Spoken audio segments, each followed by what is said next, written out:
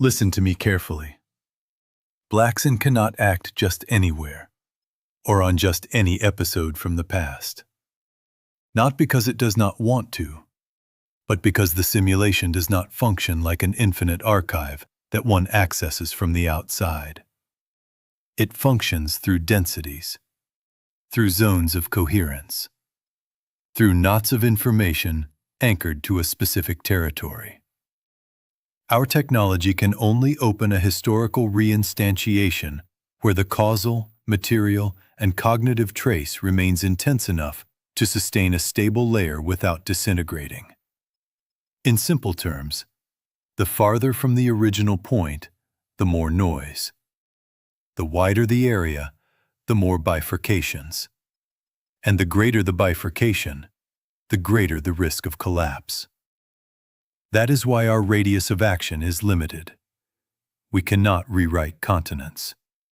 We can barely reopen a fragment of the world without the system crashing down on top of us. And that limitation is not arbitrary. It is simulation physics. The closer we are to the exact place where the events occurred, the more resolution the causal mesh preserves. Streets, stone, buildings, human trajectories, habits, language, emotional climate. Everything leaves a trace. The farther away we move, the more we degrade the reconstruction. Beyond a certain distance, we are no longer reopening history. We are fabricating approximations. And an approximation is of no use when what is at stake is a critical moral bifurcation. The second limitation is topological. A reinstantiation cannot expand indefinitely. Every added square meter multiplies the dependencies, the variables, the consciousnesses involved, and the possible deviations. Complexity does not grow in a straight line. It grows explosively. That is why we need small, sealable territories with a strong edge identity. Andorra, from a technical point of view, is not just a small country. It is a privileged topological unit. It allows itself to be encapsulated. It allows itself to be isolated. It allows itself to be modeled without the rest of the system immediately going to war with the reopened layer. The third limitation is cognitive. We do not work only with physical data. We work with sedimented consciousness, with what a community has lived through, feared, hidden, repeated, prayed, distorted, and transmitted over generations. There are facts that happened and dissipated, and there are facts that, even though they seemed to end, kept operating for decades like a moral vibration beneath the surface. Those facts leave a signature, a persistent pattern, a field of instability. We call that an incident of collective consciousness. And no, not just any case will do. It has to be exactly that, a local event, apparently closed, but never fully resolved by the memory of the place. An episode whose violence did not disappear when it ended, but remained embedded in the moral structure of the territory. Pere's case meets all the conditions. Not because it is clean, but precisely because it is not. There is crime, there is madness or disturbance, there is social fear, there is exemplary punishment, there is a rudimentary justice, and there is an execution that for decades functioned as a false closure. The system said, matter resolved. The consciousness of the place said something else. It said, nothing ended here. Something was covered up here. Nothing was understood here. Someone was killed here, so no one would have to think. That leaves a stable scar in the collective consciousness. And a stable scar is a door.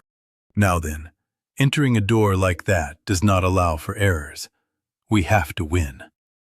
If we enter and lose, the layer hardens.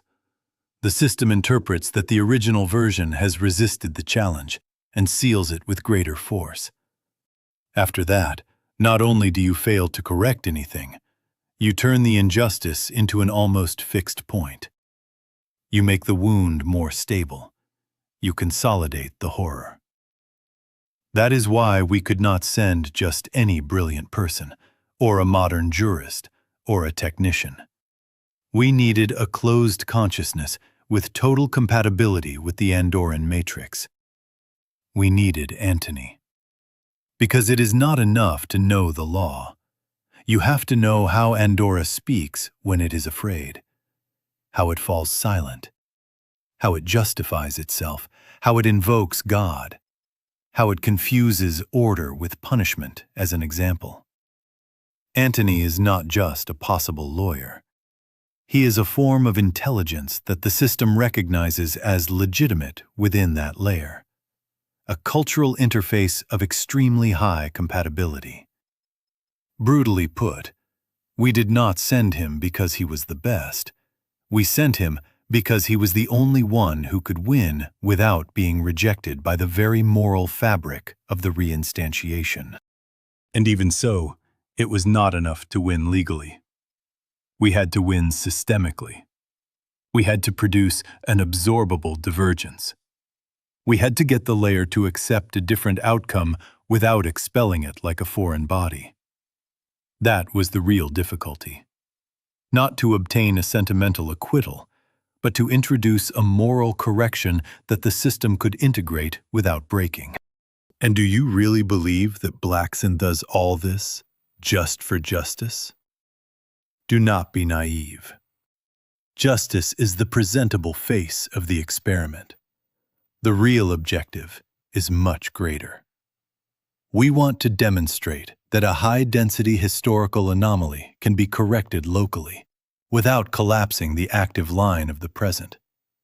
We want to demonstrate that a closed consciousness can be reinserted operationally into a historical layer without critical degradation. We want to demonstrate that reality is not only livable, it is auditable. If we succeed in suspending that execution, we will not have saved just one man. We will have proven that the moral architecture of the world can be challenged, that a historical layer can be opened, intervened in, and stabilized without destroying the general system, that the code responds. And when a company proves that, it is no longer making history. It is negotiating sovereignty over the substrate, sovereignty over the code of the world.